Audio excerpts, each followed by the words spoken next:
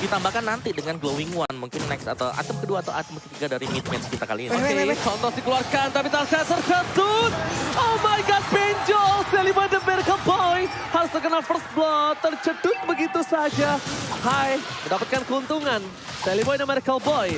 Memang kalau dari segi one by one situation ya, ini dimenangkan oleh seorang Akai. Tapi untuk segi objektif, dia nggak kalah dari seorang Lancelot. Yap, Dan ini Nino di poking begitu saja. Mencoba di cover. Recall, tas-tas dari Godiva di depan. The original tas-tas Leo Murphy. Diving dikeluarkan. Hai menuju ke belakang. Go away. Masih ada tembakan facehugger. Bakal coba untuk sedikit menutup pergerakan dari Udil. buset, ini serangannya ya. Terus-terusan mereka berikan. Walaupun tadi sebelumnya mereka udah mengeluarkan lagi. Karena satu heavy spin yang dimiliki oleh Akai. Ya, Ya, kita tahu informasi ada. Tapi mereka tetap pergi ke atas, Om.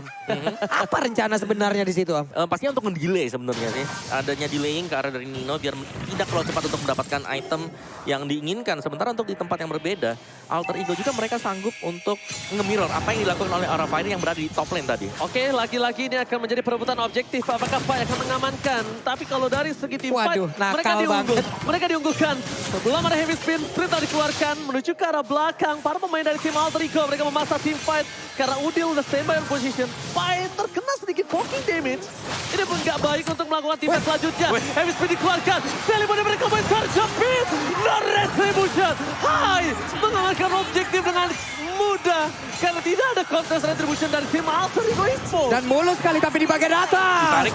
Coba lihat ada lagi sebuah pergerakan di mana Wild Charge ya tadi menghajar langsung karena 3 player di area mid. Tapi Godiva memberanikan diri mendorong mundur habis-habisan siapapun player. Dari Alter Ego dan Aura sejauh ini membuat kita tertampar. Aura Fire mengamuk dengan apinya dan bahkan di arah bottom lane. One by one situation. Adu mekanik, lama-lama rematik. Tapi di arah top lane, Godiva baiting. Ini permainan Godiva. Baiting, hating. Dia selalu memancing keributan. Dan bahkan kalau bisa kita bilang, Celiboy dan Miracle Boy gak boleh keluar terlebih dahulu. Gak boleh menampakkan wujudnya Opung Wawa dan juga Papulung. Yap. Sejauh ini cukup mereda lagi. Menurunkan lagi temponya. Hanya saja counter mission yang dilakukan oleh pemain-pemain dari Aura ini pintar banget sih, Om. Oh, oke, satu bahaya lagi. Esmeralda pun menjadi korban untuk kali ini dan mereka berhasil melakukan sebuah aksi penculikan di mana tadi ada satu outer turret di area atas yang dihancurkan dan sekarang bergerak di bagian bawah. Semuanya menimbulkan efek yang sangat baik. Oh my god, the new axe effect ini dia. Celiboy berhasil menghindari dengan wanginya. The better you smell, the better you play. Dan bahkan bukan itu aja, mencium bau ganking di arah top lane. Ini para pemain dari tim Alter Ego harus coba mundur. Leo Murphy, watch out for covering. Nino, where are you going? Heavy spin gak berhasil dan go away. Berhasil membuat seorang Hai gak mau extended team fight. Oke, tapi dengan dibukanya Go Away ini ada turtle yang bakal spawn juga. Dan kita lihat dari itemnya kali ini, Clock of Destiny sudah diselesaikan oleh Facehugger. Tapi tahan dulu, bakal ada tim yang terjadi.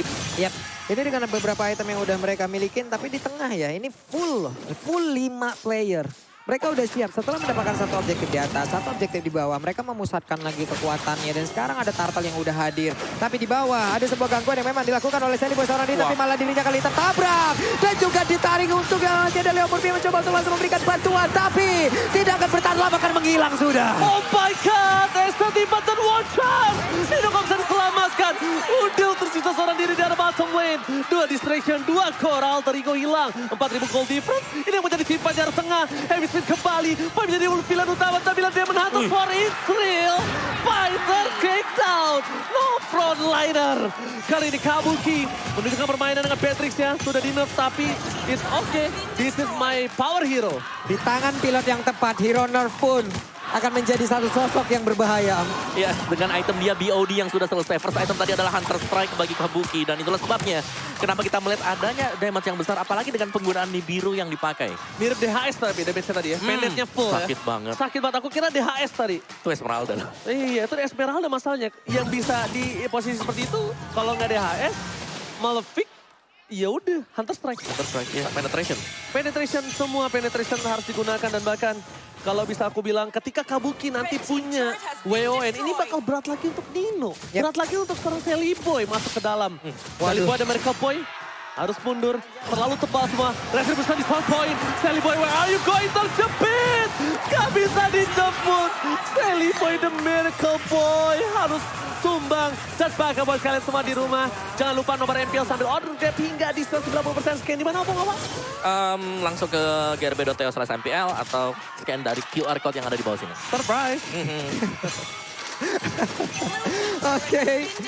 Oke. Ini untuk sekarang, kalau kita anggap ini adalah sebuah buku, Aura Fire udah bisa memiliki halaman pertama, membuat daftar isinya, membuat isinya. Hanya tinggal rangkuman terakhir nih. Waduh Iya ya. kan? Ya karena dari Sally Boy dia terpick off 4 kali loh. Iya. Dan ini hampir gak ada ruang gerak sama sekali sekarang untuk Sally Boy. Betul, ini Sally Boy terlihat untuk efektivitas skill yang dia miliki. Semuanya terbengkalai loh. Betul. Untuk pancernya, untuk phantom executionnya, untuk Jaiton Rose-nya. Semuanya bisa digocek oleh pemain dari Aura Fire. Karena masalahnya ketika Sally Boy menggunakan Lancelot, emang tujuan utamanya bukan untuk melakukan power di team fight. Yap. Power di farming.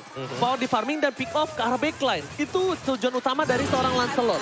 Tapi masalah utamanya di sini dari early aja mereka dipatahkan. Yap. Sedangkan Lancelot itu adalah hero early.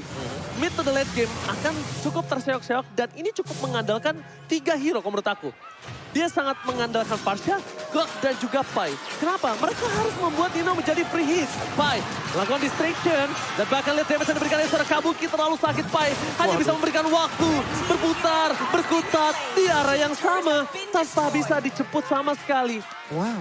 Melihat adanya satu buah Lord yang sudah didapatkan Aura Fire bergerak ke arah bottom lane dan lihat 9-0 point kill. 9-0 loh poin killnya loh.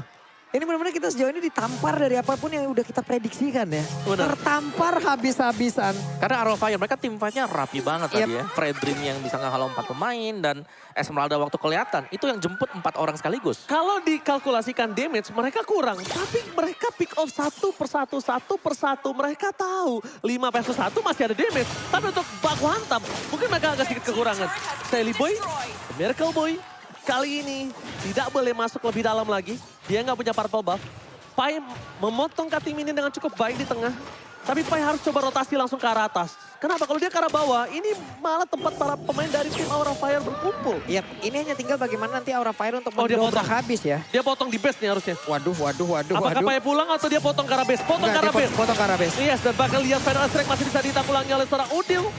Ini masih bisa ditanggulangi dan dia bakal coba dipotong satu wave di tengah untuk seorang Pai. Pemotongan yang bagus membuat Aura Fire gak bisa masuk lebih dalam lagi untuk wave selanjutnya. Nah ini yang gue sebutin tadi, ini yang harus dilakukan oleh Aura Fire adalah hanya garis akhirnya. Masalahnya Alter Ego Esports punya 2 high ground loh. 2 high ground yang sangat-sangat baik Melissa, punya jarak yang jauh banget. DPS-nya sakit luar biasa. Sementara untuk Parsha itu sendiri, tapi sekarang coba lihat Pai-nya mau ke arah mana. Paling Starmoon ditarik lagi oleh Facehugger. Yap dan bener aja.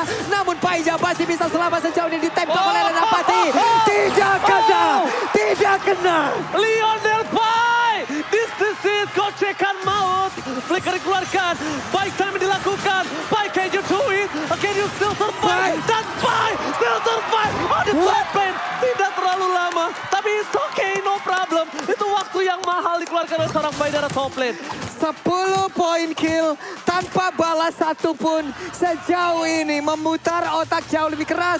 Itulah yang harus dikeluarkan oleh Alter Ego Esports. Player Gold by UBS Gold, Opung Awas silakan. Yes, Kabuki masih berada di atas sana. Dan cukup jauh jaraknya dibandingkan dengan Nino atau bahkan dari Hai sendiri.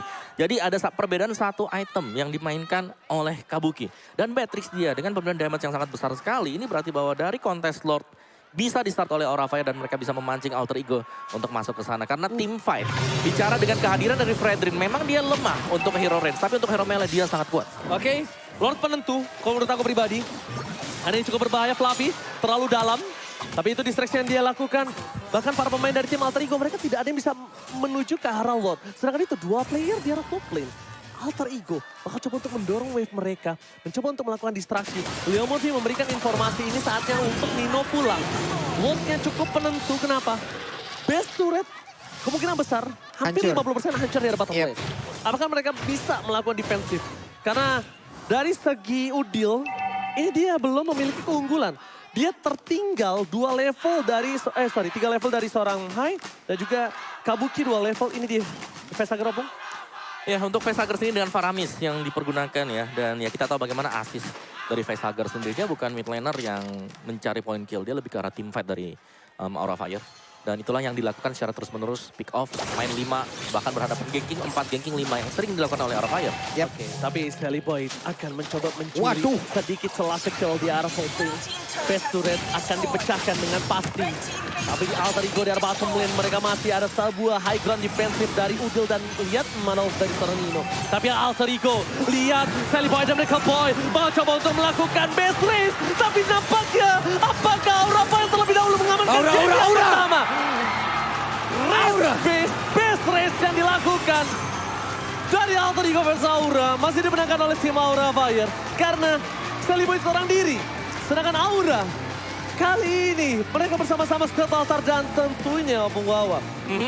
Salah satu pemandangan yang cukup jarang, gak ada yang pulang, best race. Kita udah lama gak lihat best race, kita biasa lihat backdoor. Tapi dengan best race seperti ini, 1 lawan dengan 4 atau bahkan 5 hero